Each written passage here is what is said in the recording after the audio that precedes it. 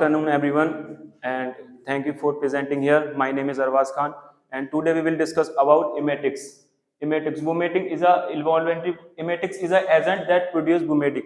emetics क्या होता है? emetics का काम होता है emesis को बढ़ाना, और emesis का काम क्या होता है? हमारा bumetic को प्रोड्यूस करना। जैसे कि माना जब हमारे शरीर में कोई भी चीज चली गई हो या पॉइजन चला गया हो, तो हम वहां पर एमिटिक्स का यूज करते हैं। तो एमिटिक्स क्या करता है? वो हमारा बुमेटिक को प्रोड्यूस करता है, मतलब जितना भी हमारा स्टमक के अंदर होता है वो सारा की सारा बाहर हो जाता है।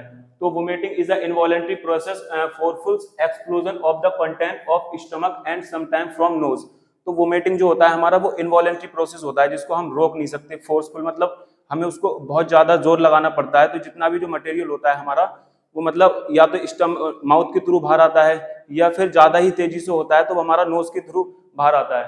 तो emetics mainly use in the treatment of poison cases, मतलब ये पॉइजन केसेस के ट्रीटमेंट में इमेटिक्स का यूज किया जाता है। जैसे हमने गलती से या जानबूझकर कोई पॉइजन खा लिया हो, तो पॉइजन का काम क्या होता है? पॉइजन हमारे स्टमक में बहुत देर में एब्जॉर्ब होता है, तो अगर उससे स्टमक से पहले हमने इमेटिक्स दे दी तो इमेटिक्स वोमिटिंग को प्रोड्यूस कर देगा, और जितना भी हमारा स्टमक के अंदर पॉइजन होगा वो सारा का सारा बाहर हो जाएगा। तो emetics are also used sometime in a low dose to stimulate respiratory tracts and secretion to produce coughs। तो emetics sometime हमारा एज अ एक्सपेक्टोरेंट में भी यूज किया जाता है, मतलब जो हमारा रेस्पिरेटरी ट्रैक्ट होता है वो emetics सीक्रेशन को बढ़ा देता है, स्टिमुलेट कर देता है, तो जिससे कि जो हमारा मटेरियल्स होता है वो कफ होता है वो बाहर हो जाता है। मतलब emetics का यूज हमको ज्यादा जरूरी नहीं है करने के लिए, क्योंकि ये हमारे बॉडी के लिए हार्मफुल भी थोड़ा होता है। तो मैकेनिज्म ऑक्शन होता है, तो chemo receptor emetics act by directly और स्टिमुलेशन और by stimulation of chemo receptor trigger zone.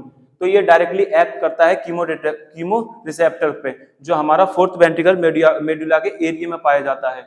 और they can also act by reflex action by irritation of gastrointestinal tract. ये हमारा गैस्ट्रोइंटेस्टाइनल ट्रैक्ट पे इरिटेशन कर देता है। तो इरिटेशन कॉज होने की वजह से जो हमारा रिफ्लेक्सेशन होता है उसमें वोमिटिंग हो जाती है। तो रिफ्लेक्सेशन में जब हमारी वोमिटिंग हो जाएगी तो जितना भी हमारे स्टमक के अंदर जो मटेरियल्स होता है वो सारा का सारा बाहर हो जाता है।